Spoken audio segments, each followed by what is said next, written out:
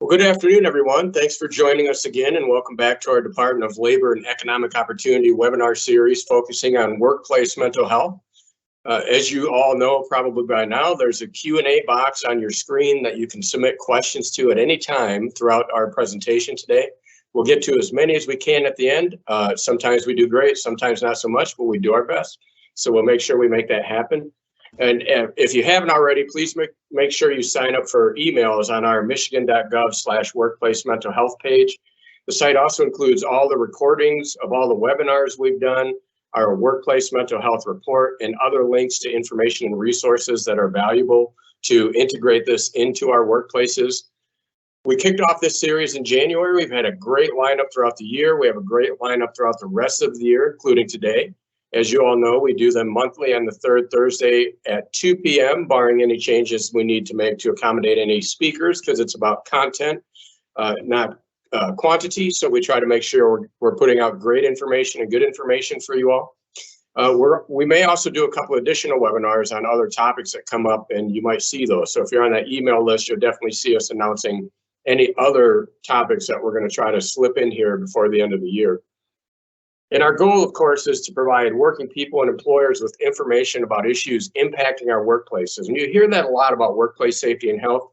You're hearing it more and more about mental health in our workplace and what's happening there. So we really want to make sure that we're including that as basically this overall concept of workplace safety and health, because that is part of being healthy. And then finding ways and options for addressing these issues.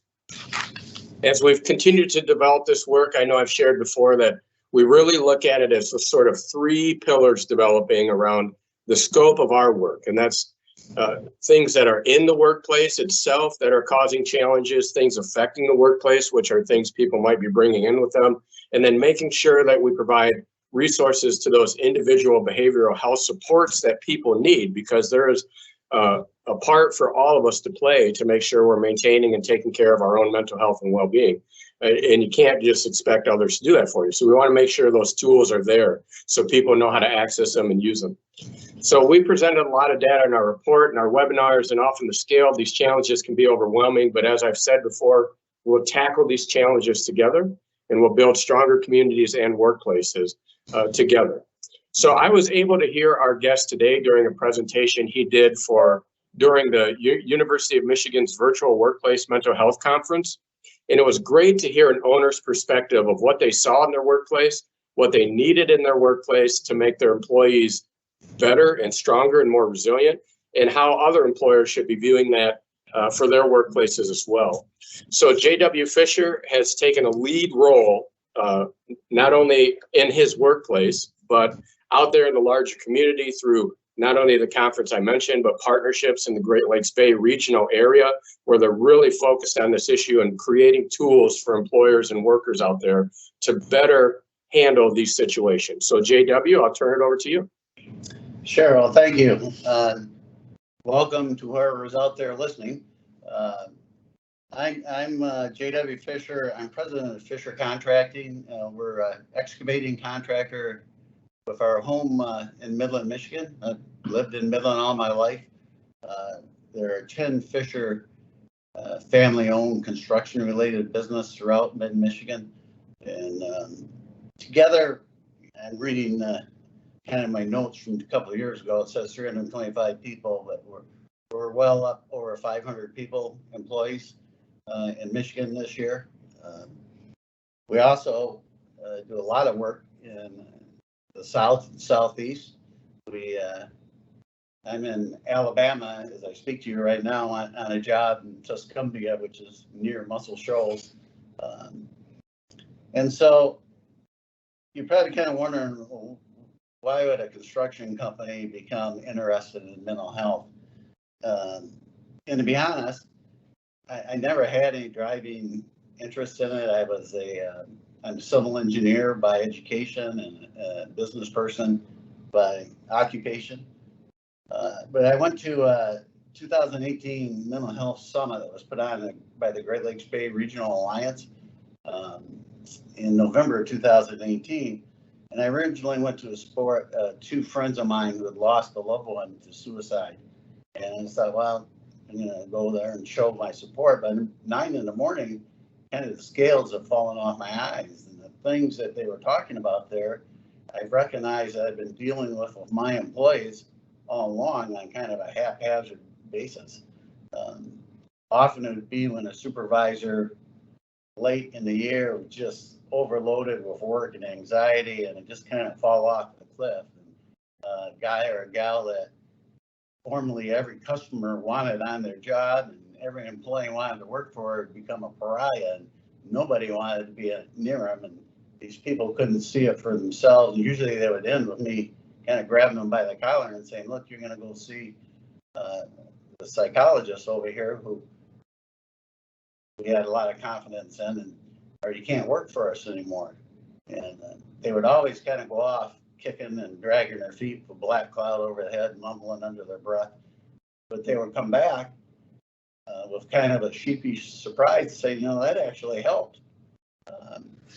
And so at this summit, it kind of dawned on me, well, I noticed that when my supervisors have these problems, because when they're not hitting on all cylinders, I notice that. But at least to the extent that the rest of my employees, the rest of the population suffers from mental health issues, which at the summit I learned is 1 in 5 of us, a staggering number.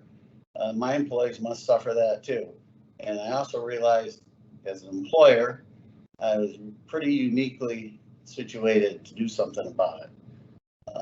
And so at that summit, I became chairperson of a work group to create a workplace mental health program and create a guide that other companies could use to create their own.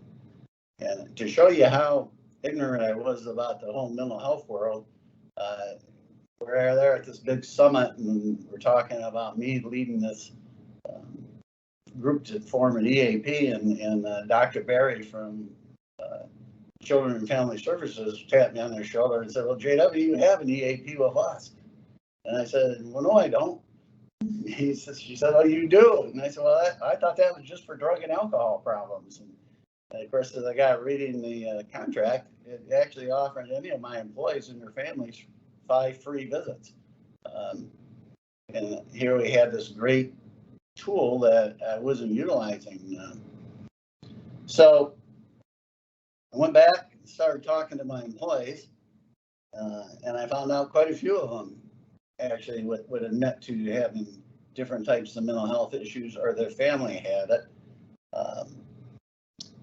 And the problem was our insurance, or the union insurance at Fisher Contracting. Our craft workers are union. They all have great insurance. Our salaried employees and non-union employees, we provide with good insurance. But it turned out that none of these private insurance plans, even though they claim to have mental health parity, would pay 1 dime towards mental health services to the employee had gone through their entire deductible. So unlike if you have strep throat or twist your knee, you can go in to see your doctor on the first day of a plan year, you're still only going to pay a small copay, even though you haven't gone through your deductible yet. And that difference was kind of a hard block to our people, especially given that most of them kind of viewed the mental health profession as something just a step up from voodoo to begin with. So, right, they weren't going to pay $200 an hour out of their pocket for something they weren't convinced was going to be useful. So I really learned that there's a general lack of education. People don't know what they don't know. There's a stigma that still exists that is pretty powerful in the construction industry. We may be the last bastion of the macho culture. And I've learned that, my employees are actually a bit fearful about admitting that they had a problem, afraid it would endanger their employment. And, to the extent that I suppose on extreme edges where maybe they're prescribed with some heavy medicines that could, my people all run heavy equipment or drive trucks or work around it.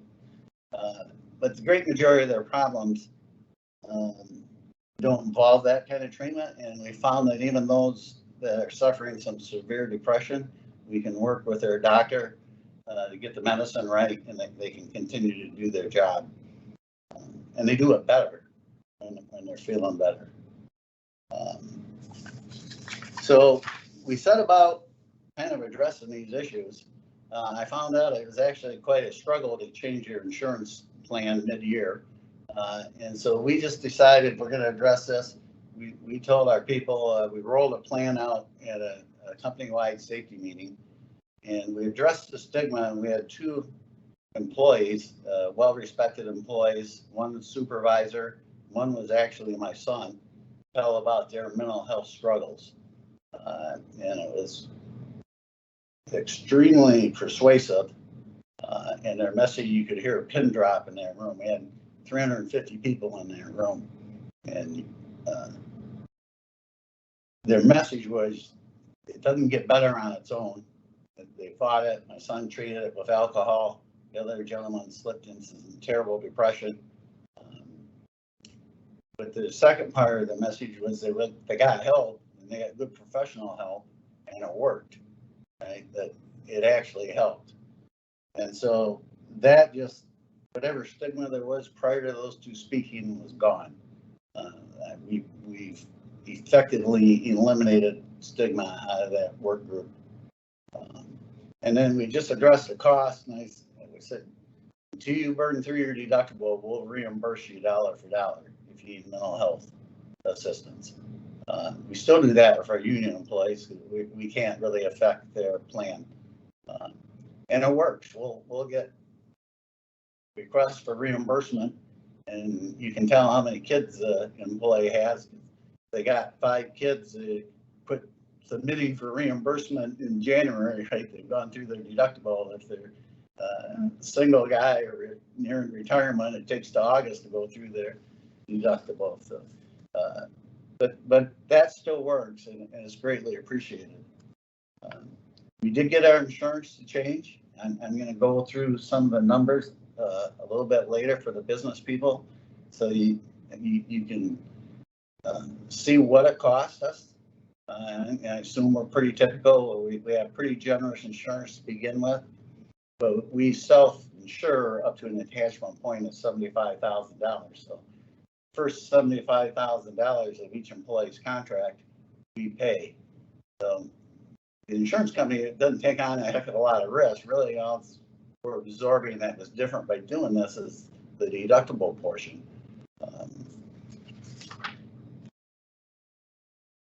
It's been very effective. We deliver this through our safety program. I think it makes good sense. Our safety program really is where our employees learn our culture. Before they ever set foot on a job, they go through a set of 32 safety modules. All of them they have tests. They test for knowledge, and one of them now is a mental health module. It covers our program. It covers the fact that we're going to reimburse them, who to talk to about it. Got job boards in every trailer with mental health numbers to call if you need assistance. Kind of puts out the nuts and bolts about our program. And then they hear it at least twice more during the year during their safety toolbox talks. So everybody from day one is educated about it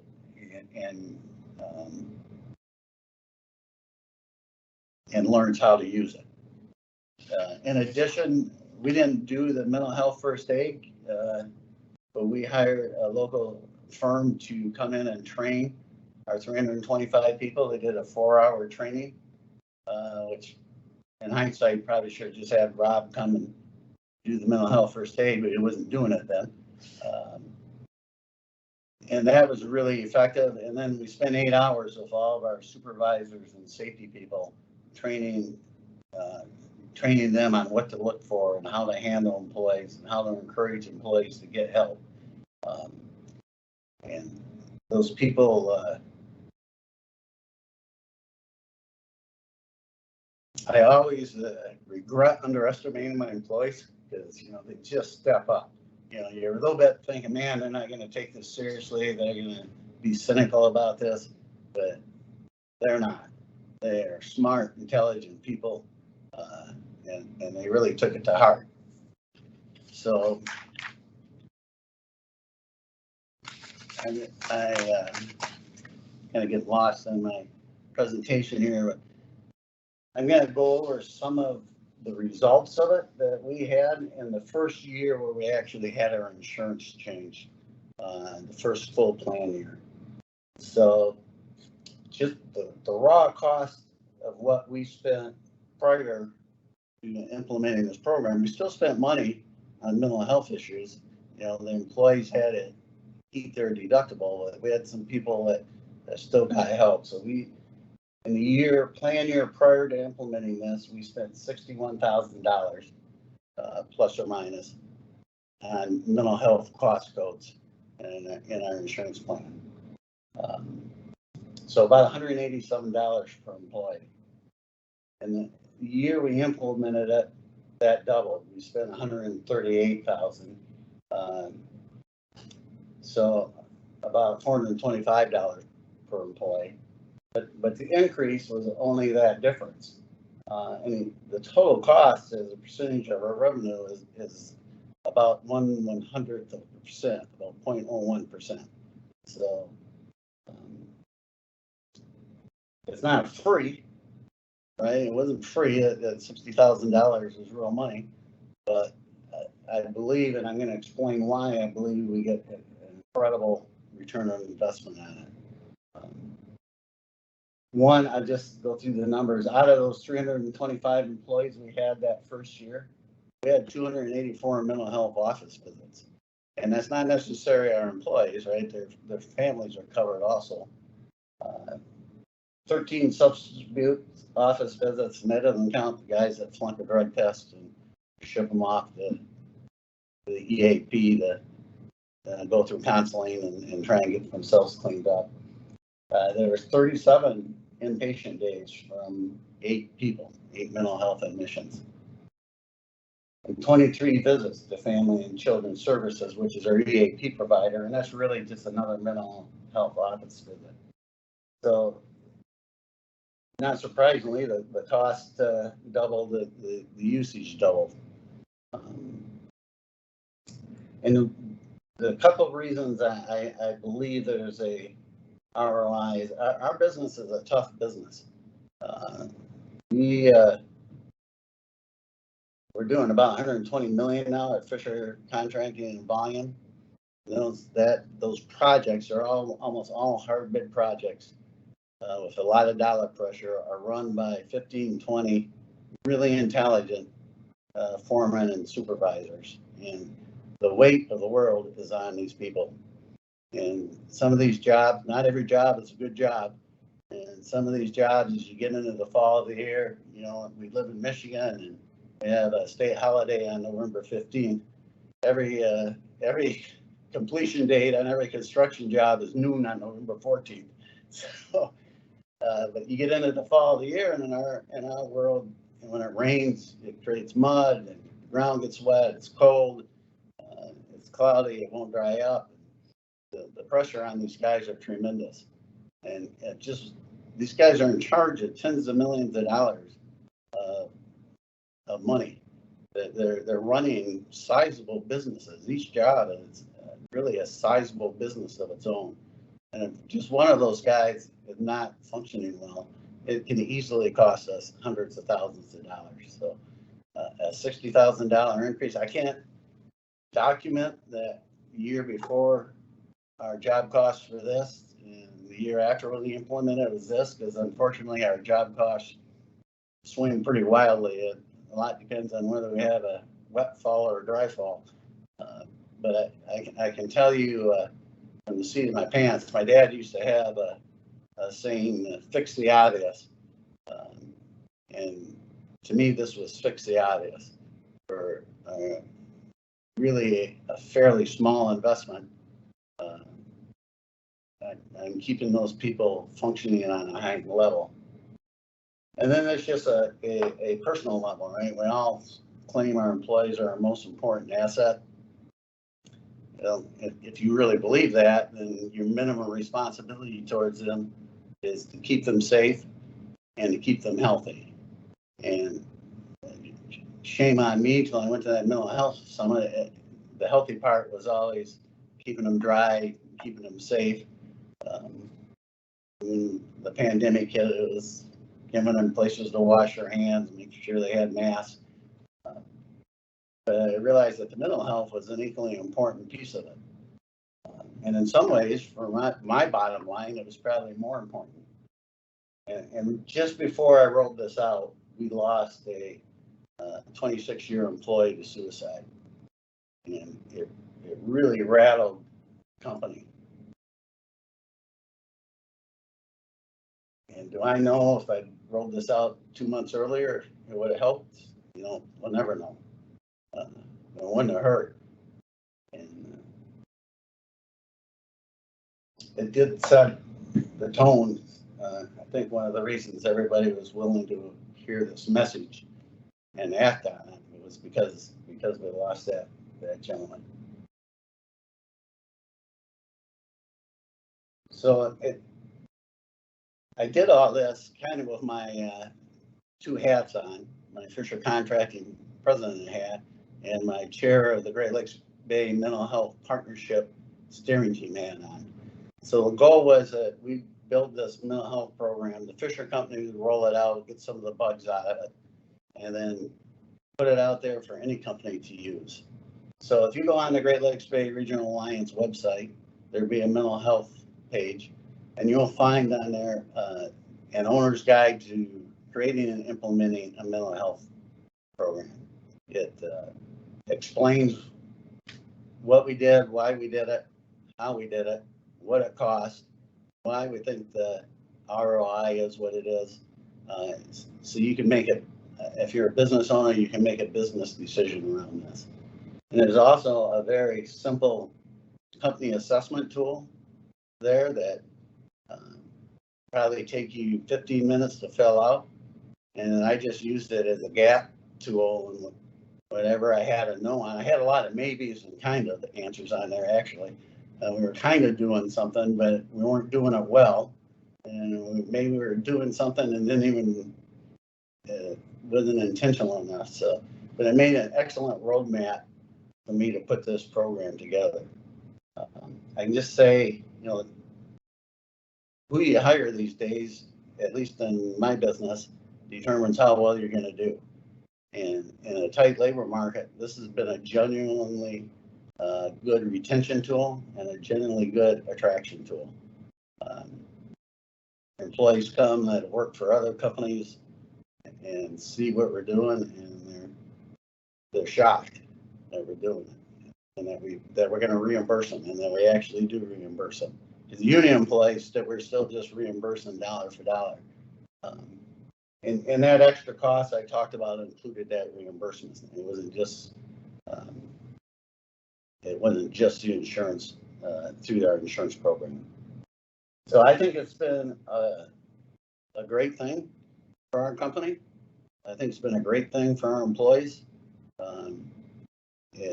Not everything you do is necessarily appreciated by your employees, but this really was. And what you really discover is almost every family, if they don't personally have mental health issues, they have somebody close in their family that does, or a cousin, or so. There was not nearly the skepticism that I thought would be there to overcome. And what was there? We've done a good job, I think, of honestly eliminating that stigma. So that's kind of my presentation for today.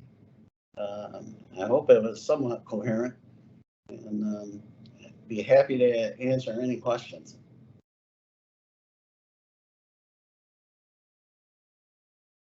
Well, thanks, JW.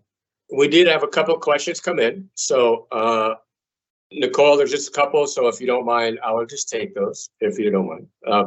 So first and foremost, the first one was just kind of recapping a little bit. Did you say your union employees are included in this plan as well? I did. they're not included in the Fisher Company's health insurance because they have their own union sponsored plan, but we reimburse our union employees dollar for dollar for medical or mental health expenses. And we do ask them to submit it to their insurance so that eventually once they go through their deductibles, then all of a sudden their private plan starts paying for it. And again, I joke, but it's true. You can tell how many kids an employee has by how fast they burn through their deductible. So yeah, it works well. It works well. Yeah. And they're the ones that appreciate it the most, to be honest. Yeah. And for those not familiar with the industry, in the construction industry in particular, for like the union operating engineers that J.W. has, they have a negotiated healthcare plan with dozens and dozens of employers. So while theoretically, for those that are in a different situation, you'd think, well, it'd be pretty easy to make that change. It's actually quite difficult. So it takes time. I imagine that movement's happening. Okay. How often do you bring up the mental health program? Is it every month, every 3 months, every 6 months? I know you mentioned that orientation when you come in. So the employees see it on the first day they come to work for us, and then they'll see it twice more during the year in our toolbox talks. It's a regularly scheduled talk that every employee will hear. So they hear about it twice a year after that. And then we have job boards in all of our trailers that talk about it, give them numbers to call if they're struggling. A couple providers, our EAP provider number, a couple private providers in town, and the operating engineers actually have a number to call. And so that's on there too. Very good. So you've been in the industry a long time, and I think you had mentioned that not only recruitment, but this is a great retention tool. And as you mentioned on some of these jobs, the significance of people not missing time or, just being healthier at work so they're more productive is a little bit hard to measure, right? But from your industry experience, I think the question is, how have you seen it really impact the retention and recruitment pieces? So I've had employees come up and talk to me about it, even employees from the other Fisher companies that, they don't see me that often, but they'll be on our job sometime. I had one truck driver get out and stop and thank me for implementing this because his daughter has some severe depression problems, and having to go through that deductible before paying a dime towards it was a real burden for them. And he just couldn't believe that we would do that. And of course, I thanked him for his service, and asked him to get back in his truck and get moving. But several employees have talked about that. I think it's part of our overall culture that helps make us a workplace of choice. Our turnover in what is pretty highly transient industry is almost nil. I almost never have a craft person leave us that I don't fire for some reason. So I think it speaks for itself. And I know that everybody's looking out for each other now. I will say that our incidents that kind of come from negligence, somebody backing an off-road truck into a backhoe, or those kind of incidents have dropped. They've dropped like 25%. So I don't know that correlation doesn't necessarily equal causation, but I'm confident that at least a part of that drop was because our employees are mentally on the ball. Yeah, absolutely. Just a couple more and then I'll close it out. Do you include information on substance use disorders in the trainings that you do? We do. Yeah. Okay. And then just how long have you had this program in place, and with your EAP, how many free visits do you allow employees and their dependents? So we've had this in place. I think we rolled it out in 2020, April 2020. The EAP, the actual provider, that contract gives 5 visits.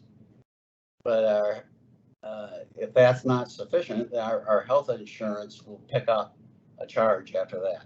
Yeah. So Okay. it used to be a train wreck, right? A lot of times the 5 visits was all it took. But if somebody really needed counseling, and all of a sudden now they got to pay $200 for first 5 visits for free, it was a real hardship, and sometimes they just wouldn't do it. Yeah, absolutely. Well, JW, I have to tell you, I've heard not quite the same, but pretty close presentation on this before, and just thank you so much for sharing your story, your progress. We did put the Great Lakes Bay Workplace Mental Health link in the Q&A box for those watching. Feel free to grab that. That's where the plans, the surveys, they have a lot of great information there. JW mentioned mental health first aid. That's a service provided through the Great Lakes Bay Alliance. That is a great training program, and you can think of it, we do first aid training for all kinds of stuff on how to fix the cut or whatever else. This program is designed to teach us how to do first aid when we see mental health challenges, not become a counselor. Great program. About 25 of us here in Leo just did it on Monday. I'd recommend it to everybody. Check that out too. Just thank you all for attending, and we will see you in a month or sooner.